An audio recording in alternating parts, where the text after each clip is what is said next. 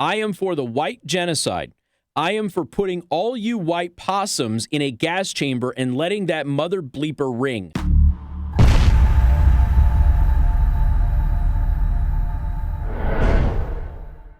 Okay. Josh, we're going to play a game. Stop working for the other guy. Our boss is not your employer right now. Facebook, I just need you for 5 minutes. Facebook has a race-blind algorithm, and they have studied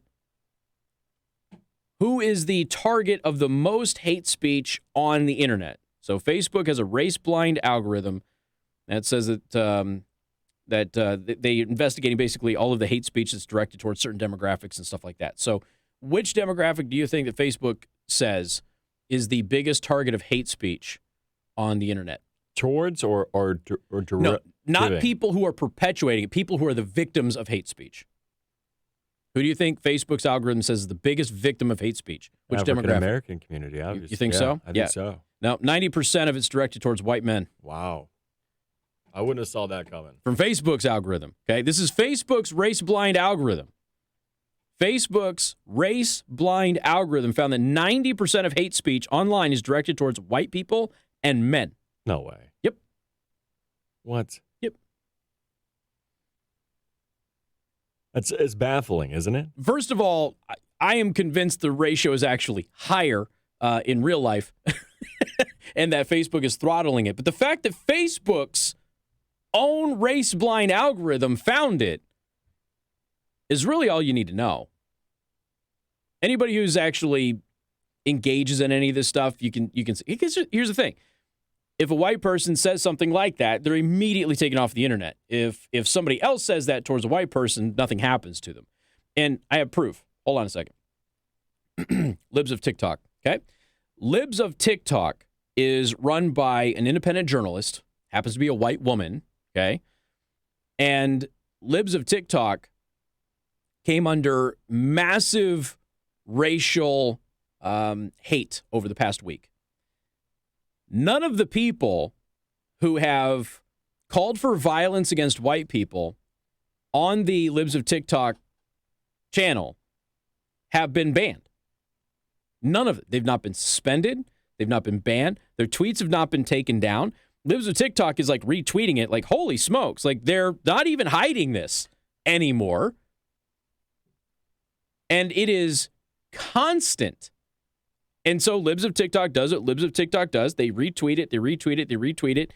None of this stuff is getting taken down.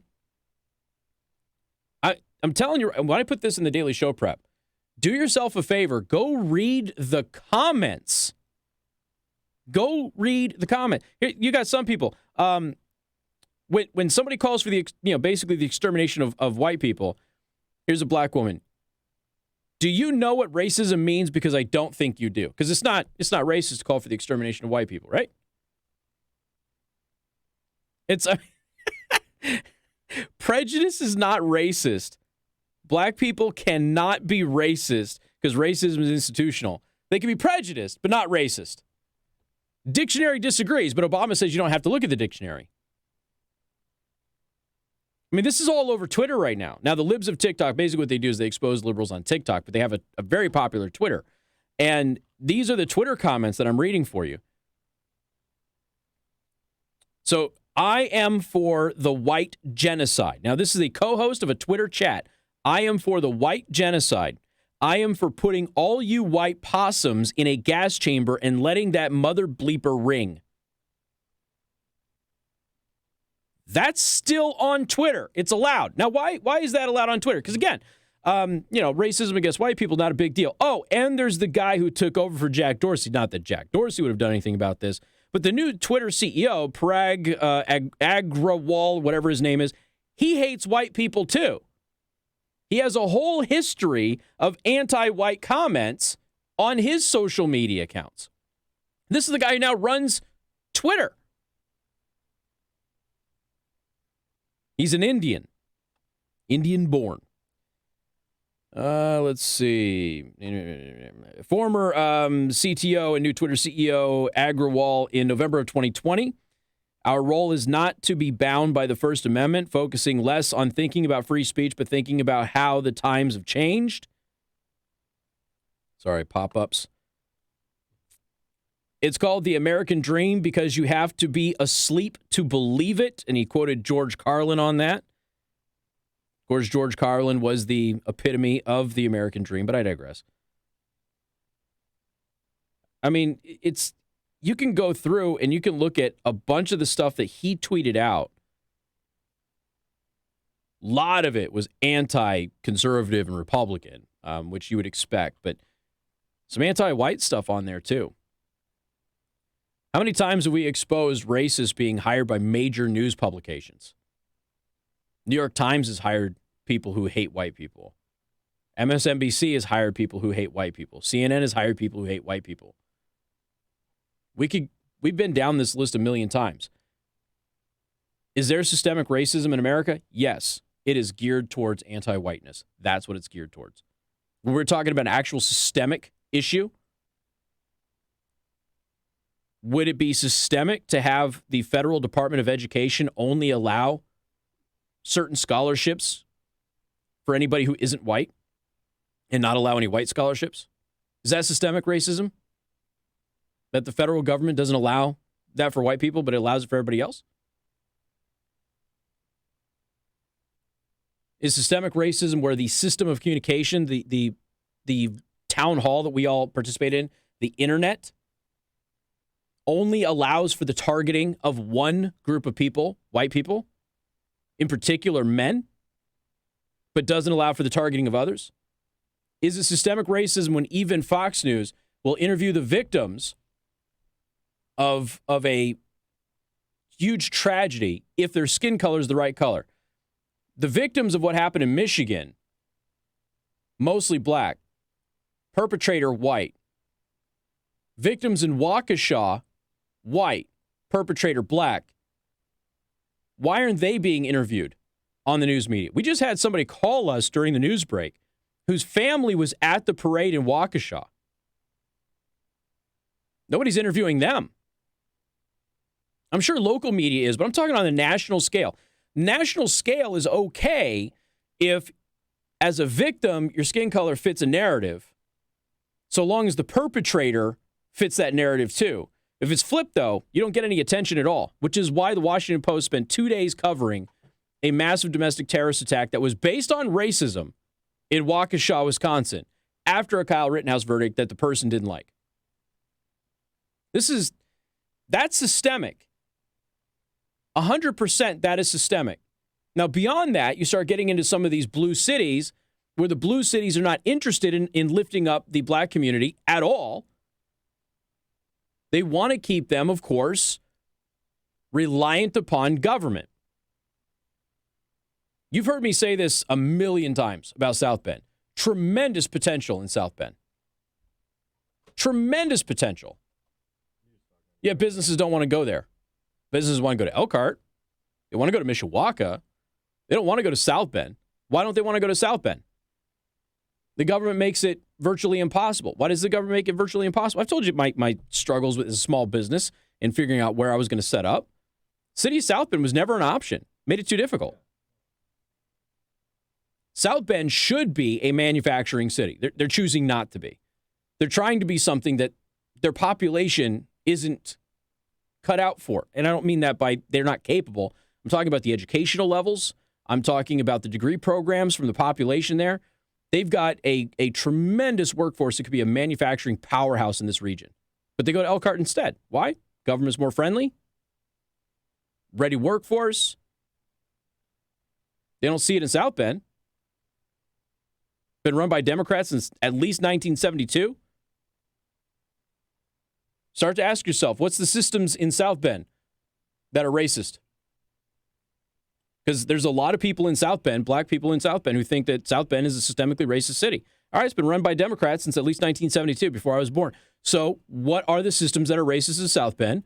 And what is the political apparatus behind that racism that is systemic? Which one? And why won't you get away from it to allow somebody else to come in? How many times do we have to sit here and watch some nincompoop dweebus on there, because we got the abortion situation happening at SCOTUS right now?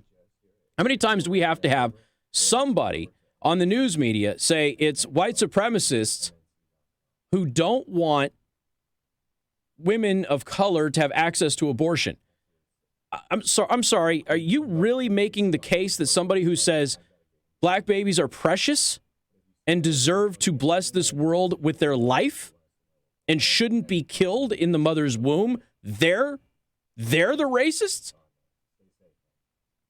But the black men and women who support killing young black babies, who are the predominant victims of abortion, they're not racist.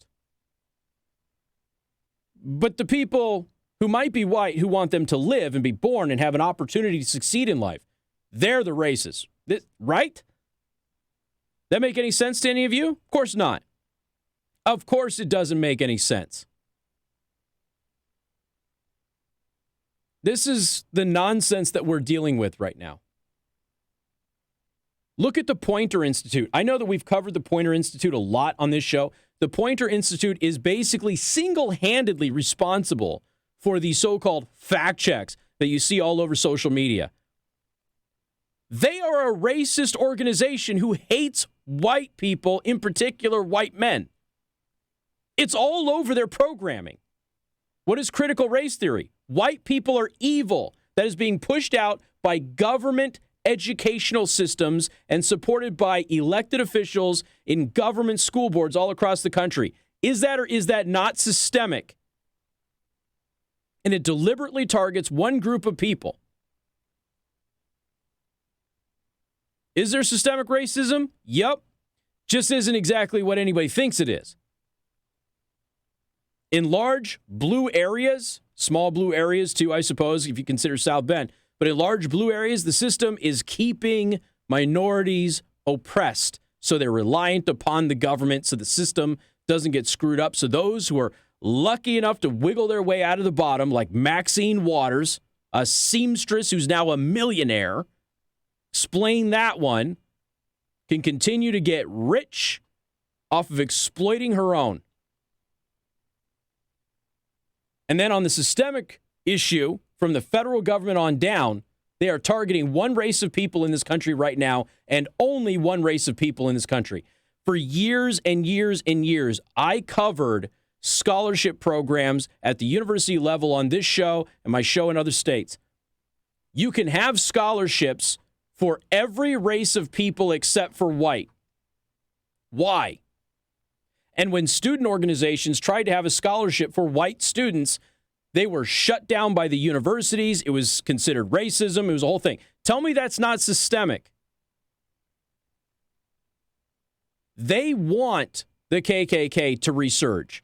So what they're doing is they're creating a systemically racist society against a core group of people, particularly white men. If they're Christian, even better. That is their goal because they want them to become radicalized at some point so then they can say, see, we told you there's white supremacy everywhere. You just had to shine a light on it, and then they can make their full court press for all of their policies. Anybody wants to argue that there isn't systemic racism in America? There is. It just isn't what people think it is.